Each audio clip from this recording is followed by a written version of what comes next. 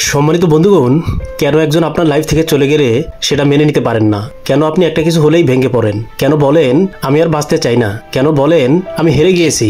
আসুন এই সম্বন্ধে আজকে আমি কিছু কথা আপনাদের সামনে তুলে ধরব। বিজ্ঞান বলে একজন প্রাপ্তবয়স্ক সুস্থ পুরুষ একবার সহবাস করলে যে পরিমাণ বীর্য নির্গত হয় তাতে 40 কোটি শুক্রাণু থাকে। লজিক অনুযায়ী মেয়েদের গর্ভে যদি সেই পরিমাণ শুক্রাণু স্থান পেত তাহলে 40 কোটি বাচ্চা তৈরি হতো। এই 40 কোটি শুক্রাণু মায়ের জরায়ুর দিকে পাগলের মতো ছুটতে থাকে। জীবিত থাকে মাত্র 300 থেকে 500 শুক্রাণু, আর বাকিরা এই ছুটে চলার পথে ক্লান্ত অথবা পরাজিত হয়ে মারা যায়। 300 থেকে 500 শুক্রাণু যেগুলো ডিম্বাণুর কাছে যেতে পেরেছে তাদের মধ্যে মাত্র একটি মহাশক্তিশালী শুক্রাণু ডিম্বাণুকে ফার্টিলাইজ করে অথবা ডিম্বাণুতে আসন গ্রহণ করে। সেই ভাগ্যবান শুক্রাণুই হচ্ছে আপনি কিংবা আমি অথবা আমরা সবাই। কখনো কি এই মহাযুদ্ধের কথা মাথায় এনেছেন? আপনি যখন দৌড় দিয়েছিলেন তখন ছিল না কোনো চোখ, হাত, পা, মাথা, তবুও আপনি জিতেছিলেন।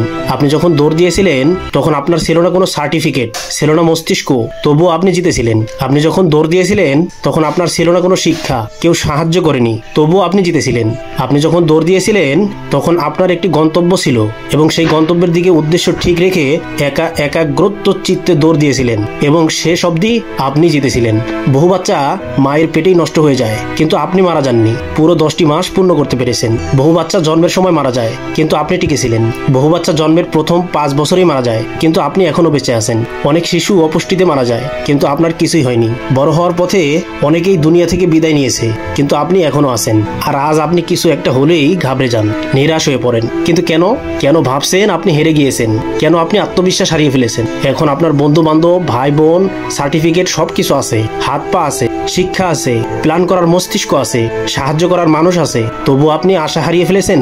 যখন আপনি জীবনের প্রথম দিনে হার মানেননি, 40 কোটি শুক্রাণুর সাথে মরণপান যুদ্ধ করে ক্রমাগত দৌড় দিয়ে কারো সাহায্য ছাড়াই প্রতিযোগিতায় একাই বিজয়ী হয়েছেন, তাহলে হতাশা কেন? কেন একজন আপনার লাইফ থেকে চলে গেলে সেটা মেনে নিতে পারেন না? কেন আপনি একটা কিছু হলেই ভেঙে পড়েন? কেন বলেন আমি আর বাঁচতে চাই না? কেন বলেন আমি হেরে গিয়েছি?